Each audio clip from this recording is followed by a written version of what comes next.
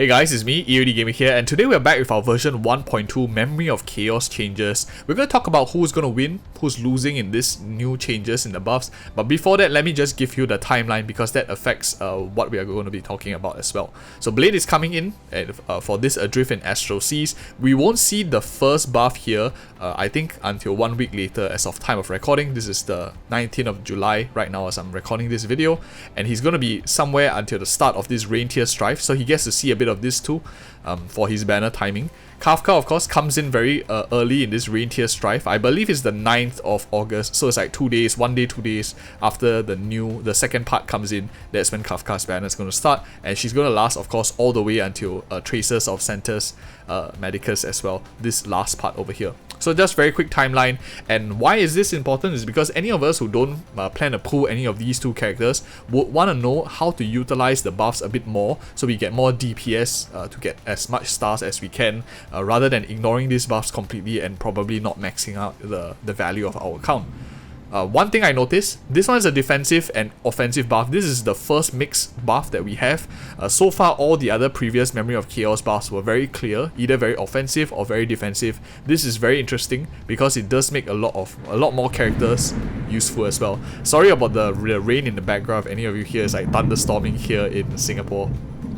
But anyway, so the first mixed buff, these are two offensive buffs, which means that healers likely will become relevant, defensive characters likely will be relevant again, because you would still want to have that defensive element throughout the entire team. So let's talk about each section real quick, and we'll probably review both the winners as well as losers. So first section here, Blade definitely benefits a lot. As you can see from the first half, when you consume HP or you are hit, you get this like memory imprint. It stacks up to 3 times to get up to 36% damage reduction by that particular character. And at the start of each cycle, when the turn lapses, you basically deal a set amount of damage to all enemies based on the highest imprint character for a particular unit.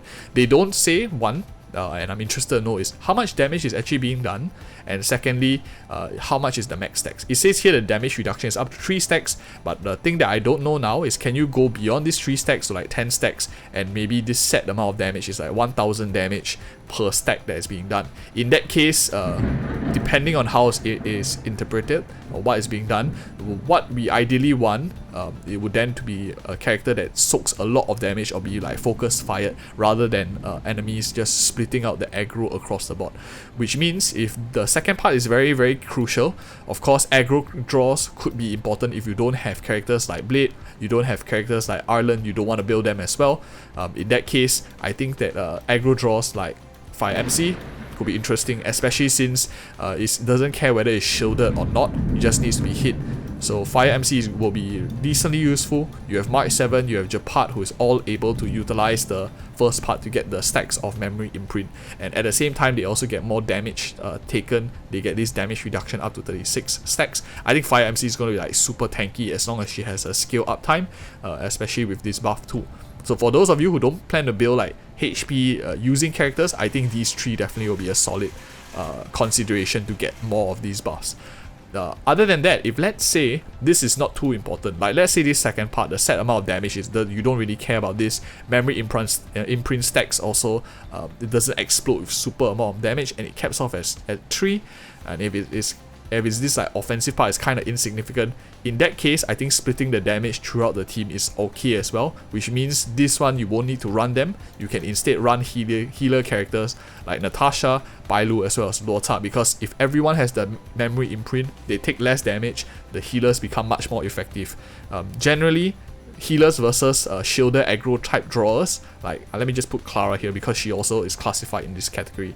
Shielders generally benefit more when you want damage concentrated or you want to protect squishy units, and damage reduction isn't a thing. Healers benefit a lot more when you have more tanky units, either through damage reduction being applied to the team, and you don't really care too much about any particular unit being focus fired. They all are relatively tanky, survivable, can take damage throughout the team. So that's in my opinion like the case for healers over shielders at any point of time, especially if they are already very well built.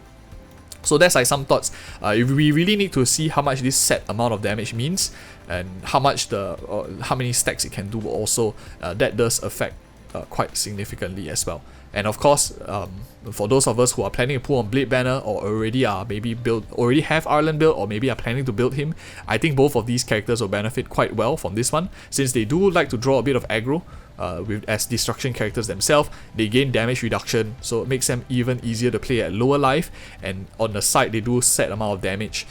Since Blade uses his E, uses his skill, that's already 2 stacks up straight away in the same turn, and it could be at the start of the turn as well. One thing to note, of course, is that this removes all implant stacks like at the end of the turn or the start of the cycle when the damage is being done, which means this actually favors faster moving teams, because if you move first at the start of the cycle, you will have no memory imprint debuffs, and immediately you can use these sapping characters to sap off your own life and perhaps move again and stuff like that. So it really favors a little bit more on speed in this second set, which generally Ireland as well as Blade doesn't mind building some speed too.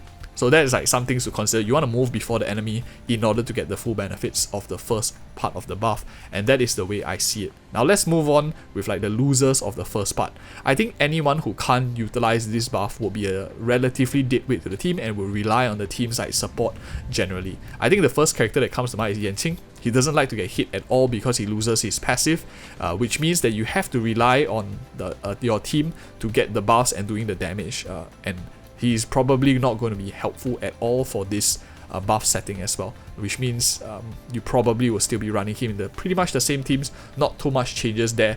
Other than that, I think most other characters should be okay. Destruction characters like maybe Hook and for example Physical MC may see some benefit because of their relatively higher increased aggro, but not too much that is worth mentioning about in this video as well.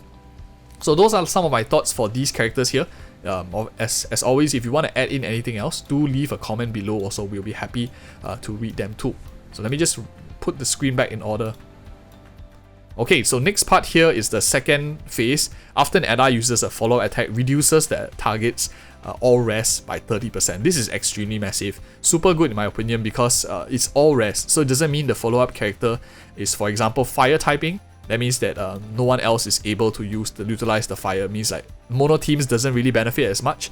In a sense, Silver Wolf may not be as valuable if this was like fire type rest or maybe some sort of that sort. Maybe you want to run like mono teams and stuff like that. But this doesn't really care too much about that, which means characters straight up that do very well will be follow-up characters like Himiko that can proc it very easily. You have Jingyan who procs it on Q based on a turn order, and is also based on 2 turns. Because the Lightning Lord does attack quite regularly, you do have permanent rest down if you run Jingyuan. This is a huge Jingyuan buff in my opinion, especially if it's like all of the enemies that are attacked do get this ability.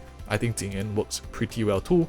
Other than that, follow-up characters, I think Herta may be a bit more conditional because she requires enemies to be low life in the first place, and if that particular floor has like only tanky monsters, doesn't have additions like small mobs that spawn, Herta may not be able to keep up this uptime on the all rest, especially if the bosses don't summon regularly. So I don't know about this. Blade of course does very well. Both Blade and Kafka does very well here, given that some overlap in their banners. Blade's counter attack is considered as follow-up attack, as well as Kafka's follow-up attack now doesn't require like shock to be on the unit for it to proc, so does reduce in a single target in an AoE rest down on the enemy, so pretty solid as well. Zila of course also has follow-up, but I won't say it's like super reliable. It's a single target and it requires you to have killing like additions, so I think she'll be like the same classification as Herta here, maybe less reliable to proc too.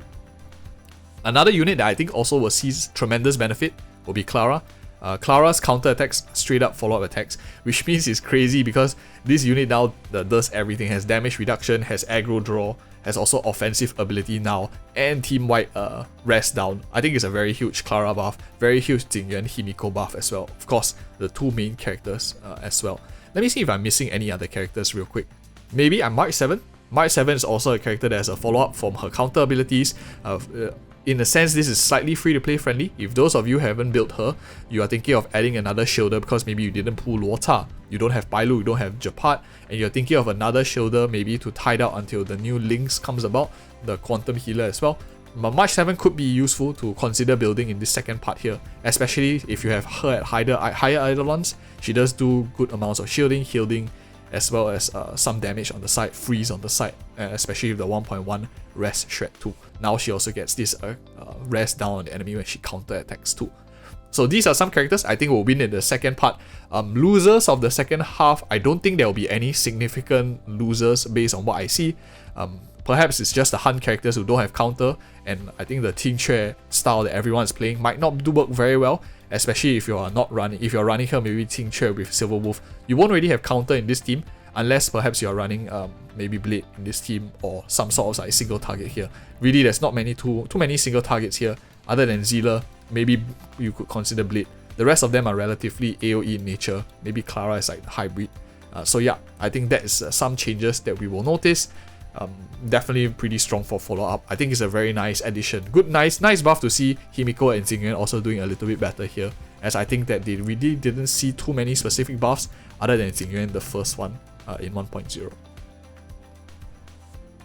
Okay, and the last phase here, I think this is going to be super interesting because I don't think I need to talk about this too much. It clearly is anything with DOT, like Sampo, with like a Serval. You have, for example,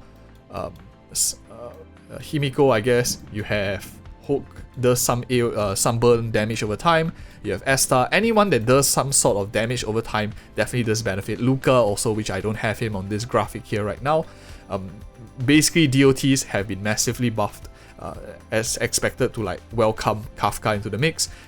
Definitely a lot of people who are playing DOT will definitely see a lot more significant improvements, because this is immediately dealt 200% of original damage from all DOT effects at start of cycle. Very insane, especially when combined together with their ability to like enhance DOT to begin with. Sampo, I think, is definitely a character to watch if you are planning to pull for Kafka. He is also win element, which means that if you don't play Blade, you don't have that particular win, and Dan Heng, maybe you are not playing him in some reason. If we have a lot of win enemies right now because of the changes, maybe to welcome Blade in the meta, Sampo might be a very good consideration for those of you who are planning to skip Blade, pull Kafka. Definitely a very strong add to your roster, since of the good amounts of break that he does from his win attacks, as well as comboing very well with a lot of the DOT, especially in the current situation, like the changes that we see so far.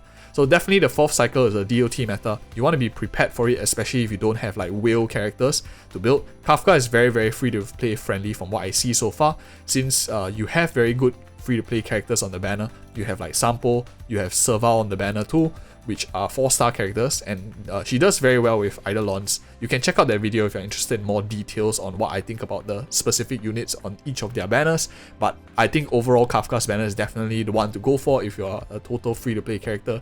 Blade by nature does favor a little bit at this point of time Luota, which makes him a bit more expensive than other characters to play, other 5-star characters to play as well. So those are like some thoughts to consider. And yeah, those are my thoughts for this 1.2 patch. I will do probably a video on like the biggest winners and losers after factoring in the new relics that we have gotten also, and the monster changes in the Memory of Chaos. But these are some of my thoughts for the characters right now, just based on the buffs alone, and characters that I think will benefit and who can gain. And like and subscribe if you found value in this video, and see you in the next video.